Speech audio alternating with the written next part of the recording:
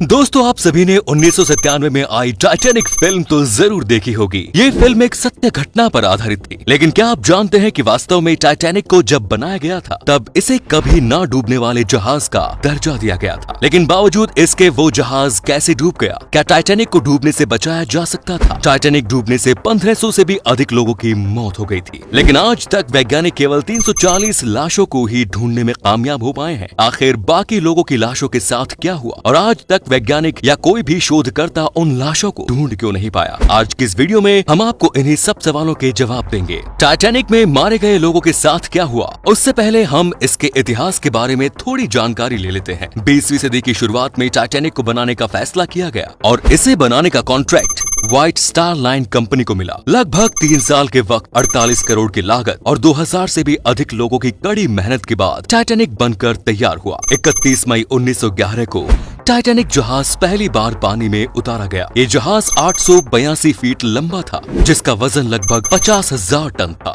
इस जहाज का पूरा नाम RMS टाइटैनिक रखा गया, यानी कि रॉयल मेल शिप। टाइटैनिक उस समय अपने आप में किसी अजूबे से कम नहीं था। ये दिखने में तो बेहद खूबसूरत था ही, साथ ही हर कोई इस जहाज पर एक बार यात्रा करने के सपने देख रहा था। इस जहाज पर लाइब्रेरी, पूल, बार और रेस्टोरेंट्स जैसी सभी लग्जरी सुविधाएं मौजूद थी, जो आपको किसी बड़े रिजॉर्ट या होटल में मिलती है। टाइटैनिक जहाज सन 1914 में 10 अप्रैल के दिन साउथहैम्पटन से न्यूयॉर्क के लिए रवाना हुआ। उस समय टाइटैनिक पर 2200 से भी अधिक यात्री सवार थे और हर कोई इस जहाज की यात्रा के लिए बेहद उत्सुक था। लेकिन कौन जानता था कि ये यात्रा टाइटैनिक और उस पर सवार लोगों की अंतिम यात्रा साबित होगी। शुरुआत के 4 दिन टाइटैनिक बहुत आराम से चल रहा था और सभी लोग बेफिक्र होकर अपनी यात्रा का आनंद ले रहे थे, क्योंकि टाइटैनिक केवल एक जहाज नहीं बल्कि ब्रांड बन चुका था और हर कोई जानता था कि ये जहाज कभी नहीं डूबेगा। 14 अप्रैल 1914 का दिन रात को लगभग 11:40 पर टाइटैनिक जहाज आइसबर्ग से टकरा गया।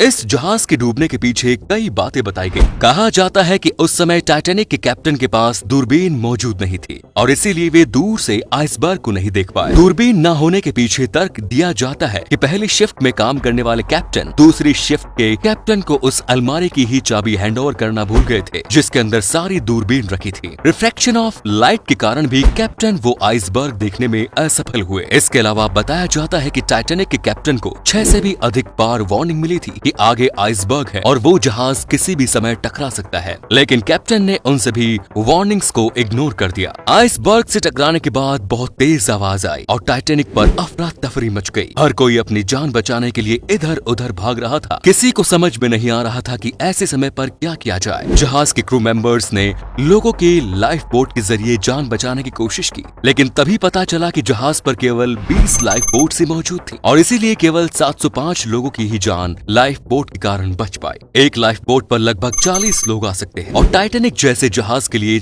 60 लाइफ बोट होना जरूरी था। लाइफ बोट की कमी के पीछे ये कहानी बताई जाती है कि जब टाइटैनिक यात्रा के लिए चलने वाला था तो अधिक लाइफ बोट के कारण इसकी लुक खराब हो रही थी और इसीलिए कुछ लाइफ बोट्स को हटा दिया गया। और चूंकि वो कभी ना डूबने वाला जहाज था तो हर किसी ने सोचा कि लाइफ बोट्स की जरूरत भी नहीं पड़ेगी। एक और लाइफ बोट्स के जरिए लोगों को तेजी से उतारा जा रहा था, वहीं दूसरी ओर जहाज का एक हिस्सा पानी में लगातार डूबता जा रहा था। कुछ लोगों ने तो टाइटैनिक के ऊपर से ही पानी में छलांग लगा दी, लेकिन नॉर्थ अटलांटिक के बर्फीले पानी में कोई भला कितनी देर तक जिंदा रह सकता था। उस समय पानी भी -2 डिग्री सेल्सियस था और देखते ही देखते 15 अप्रैल की रात के लगभग 2:30 बजे जहाज पूरी तरह पानी में डूब गया। 1500 से भी अधिक लोगों की कभी ना डूबने वाले जहाज के डूबने से मौत हो गई। इसके बाद जब मामले की छानबीन शुरू हुई और लोगों की लाशें ढूंढने का सिलसिला शुरू हुआ तो केवल 340 लोगों की लाशें मिल पाई। बाकी 1100 से अधिक लाशों के साथ क्या हुआ, इसके बारे में कोई भी सटीक जानकारी मौजूद नहीं है।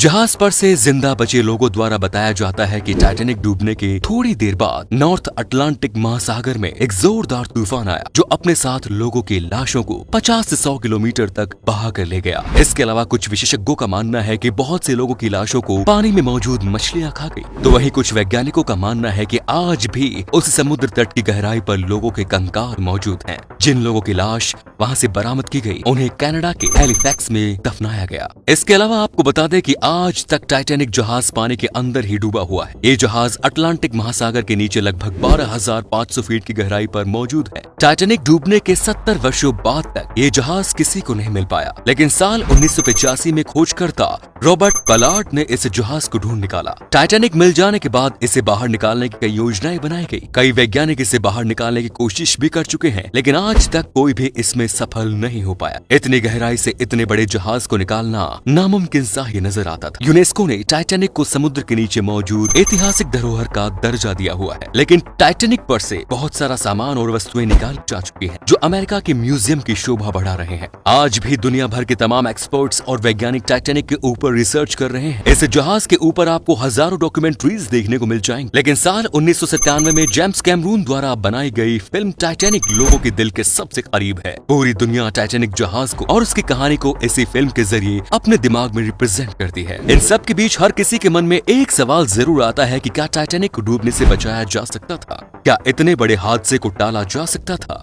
क्या 1500 लोगों की जान बचाई जा सकती थी? इन सवालों के जवाब आज भी किसी के पास मौजूद नहीं है और अंत में हर कोई ये सोचकर शांत हो जाता है कि आखिर विधि के विधान के आगे भला कौन जीत सकता है।